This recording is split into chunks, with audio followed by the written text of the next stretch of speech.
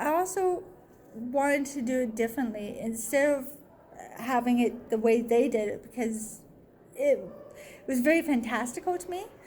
I wanted to put a more realistical spin on it. Like, why would a soul split in two? So a car accident is, or any accident actually, where you die and then suddenly come back, is a good reason for a soul to rip. They talk about soulmates and how a soul splits in two, and then soulmates, when they get together, it becomes one again. Well, this is another idea where, it can still be the same theory, but it happened due to a death and then being brought back.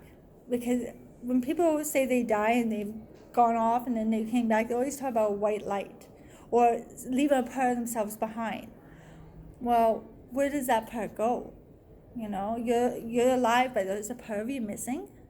So did it go to heaven? Did it get reincarnated? What happened to it? So that's pretty much why I went that way with reincarnation. As for fairies, there's so many different legends. Like, you hear about the unseelie court, the light court, the dark court, light fairies, dark fairies, elves, the same thing. So I kind of took a bit of that and threw it around, and I'm hoping my spin on things turned out, recognizable enough that it is separate from other stories. Because I find, when I read fantasy, I still will be interested in, the idea of, what fairies are. Mm-hmm. But, I find as I was, as a kid, I just wanted them to be a specific way. But then as I grew older, what I noticed was that, it was actually the writers' differences they put into the fairies that is actually was the most interesting about them. Well, and that's what I find, too. In the Raven's Realm series, it's a modern-day fantasy. So you have fairies who are not, in this day and age, interacting with the world as we see it now, but from their perspective. But yeah, that's the main thing I liked, is an author putting their own spin on something. And same with the dragons. All my dragons there, I have hunting dragons, I have riding dragons, I have your great big dragons, like I said, that sleep on buildings, and everybody's always worried, well, is that ever going to cave in, or are they protecting it? In the Great Dragon Heist, we call it the Librarian Dragon. It's a big dragon that sleeps on the Espanola complex, which is half the library, half a complex, and it's guardian. Don't ever be late bringing your library books back, because he gets grumpy. And then of course we have your teeny dragons. I tried to incorporate the dragons I used in the Gods Among Dragons series into the Dragon Heist one, but just a more cuter, kid-friendly version of it. Any more questions? So you're talking about social media presence. Yes. And I haven't finished any writing myself yet, but I know that that's supposed to be something that you engage with. Yes. As soon as you can. What would you say is the most friendly medium for writers? If it's Twitter, if it's Facebook, if it's Twitter seems to be the best way to go, and he agrees too. Yeah, you can get on to, you can put a hashtag writing community or different things like that, and it allows people in that community to see what you're doing and interact a bit. Sometimes they have advice. One of the big topics that come up a lot is writer's block. Whenever I have writer's block, that sends me back to my fan fiction, because fan fiction to me is home. I've always done it. I've done it for so long, and if I feel I can't finish what project I'm working on, then I go home. I go do a little bit of fan fiction. So the Twitter community is amazing. Writers community, there's so many different community. Writers Life, Writers Block. You just hashtag something and people will see it and they offer advice. There's great writing prompt hashtags too, VSS365, which is every day of the year someone posts out a writing prompt, and then everyone across Twitter, the writers community, finds that hashtag and sees what the prompt is, and then everyone does one post on it, and then it just goes around like crazy. Yeah. So, really supportive community online. Surprisingly, because it's the internet, right? But Well, yeah. super supportive. And surprising for Twitter. Like I'm on Twitter, but as like just myself, right? And just for like other interests besides writing. And like I find it's quite acidic. But so that's why I was asking, like if Twitter or if there's any other medium out there that's. I used to more say receptive. Tumblr. Once upon a time, I would say Tumblr. Not anymore. I would go, yeah. Tumblr is kind of, yes, in a very sad and pathetic death. And we bid it goodbye. But I'm still there. I still have a presence on it. I find that's good for still for fan fiction if you have Yes. a specific like. Obviously, they do lots of like shipping, so with pairings and Yes. but they still are into like just more generic stuff, right? Like just yeah. they'll Well, be into like Marvel as like a family unit, that kind of thing. So like I find it's positive to go on Tumblr for that thing, but yeah, with just like original writing, I'm not sure how that fits anymore. well, see, I like Tumblr for a lot of reasons. Like with fan fiction, because I post a lot there, and with my own community, like my own pages. The problem I find with Tumblr is there has been a lot of cyberbullying on there and suicide bait, and I'm firmly against that. I honestly, they also had a lot of issues with bots. Like I write erotica, but there was a lot of things, bots that would suddenly start following you for no reason, and they're not actual people. So Tumblr, I kind of moved away from that to Twitter more because there was a lot of cyberbullying going on. I have a lot of friends on there who have been tormented, and they are leaving as well. It's become very aggressive. Twitter, I used to hear that about Twitter, but I've been on Twitter now for 10 years. I've never had a problem. So the last 6 months now has been amazing. My community has just suddenly went from 94 to 2020 something, 2220 something. But it skyrocketed within recent months. But that's because everybody's moving over. Right. So Facebook is still good, especially if you're posting covers and like with the number of books I have, if you're doing a lot of posts that way, it's nice. But yeah, Twitter's the best way to go now. Okay, cool. Yeah, It's good to know. it is. MySpace, if you ever go there, it's kind of fun to play with, but that's about it. I have music. So what's that guy's name? Tom, or is it the original guy, the Oh. MySpace guy? Is he still friends? I don't remember.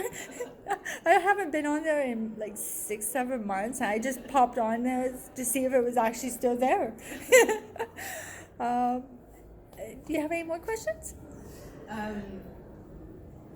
Yeah, I had one more in mind. Okay. I think it had to do with the books. Yes. Yeah. Oh yeah. It was more about that separation between you went from these two series here to ones that were like erotica. And did you find that like emotionally speaking, like personally yourself, did you find that was like really difficult to do, or were you like willing to jump right into it? Here's the fun thing. Okay, if you actually look for Jatara online, you'll learn that 90% of my writing is erotica. It's the reason why I was kind of iffy about having erotica published is because of that taboo. A lot of people look at erotica writers and say, "Oh, you're not really a writer. Yeah. You're just writing about sex. There's no story. Where's the plot?" And honestly, even my erotica writing, it's all plot. You can honestly go through, take away the sex if you want, and still have a really good story in the end. And that's what makes the difference between having sex and erotica in a story and not having it. It's not really a necessary thing. Any book or any movie can have a really good, strong story without having sex. But if you want to spice it up, why not? So I really do love writing erotica or mom. I just sometimes get nervous with it being published. Right. Yeah. because of that taboo that a lot of people still feel. I mean, it's 2019. You shouldn't feel it anymore.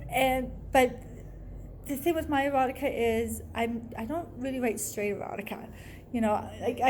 I do multi-pairing. I do gay erotica. I haven't done lesbian erotica yet. That's a little out of my comfort zone. But I like writing. When I write erotica, I like having it where it's kind of open, Right. So, and now everybody likes that. A lot of people like the straight erotica more than than anything else. So, I try and write a little bit of everything. So most of my erotica is free online, but I am starting to build up the courage, I guess, to publish more of it, and not just your regular erotica, but branch out and embrace all of the communities, and try and be more inclusive. And that's one thing I do have in all my books is trying to be inclusive. So I hope I do it justice. I hope I do the community justice, and I hope people have a chance to drop by my booth and maybe buy a book or two if you're interested. And I'll get you the information there for Kristen. Awesome. Yeah. So, any other questions? Yeah, I wanted Yeah. to ask you about your fan fiction. So, Okay. what sites were you using to post it up? Because I find it's kind of switching now where It is. Things are changing. I used to post on fanfiction.net. Yes, that was the original, right? Yes, and the reason why I love fanfiction.net is it was created back in the 90s, the late 90s there. So most of the writers that I knew had been writing there from the beginning. And back then we had erotica, we had everything you could think of, from general kid stuff to completely grown up, way out there. Some nasty stuff, some really crazy stuff. The last about 5-6 years, there was a shift in it, and all of a sudden it became very timid.